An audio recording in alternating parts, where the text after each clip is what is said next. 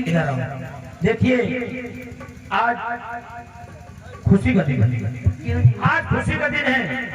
काफी वर्षों बाद महारानी की कोख से एक राजकुमार का जन्म हुआ है। इसीलिए तुम लोग इतने अच्छे अच्छे मंगल गीत गाओ, इतने अच्छे अच्छे सोहर सुनाओ कि ये कंचनगढ़ की पूरी प्रजा खुश हो जाए। अगर यहाँ की पूरी प्रजा खुश हो गई तो तुम लोगों को मुंह मांगा इनाम दिया जाए।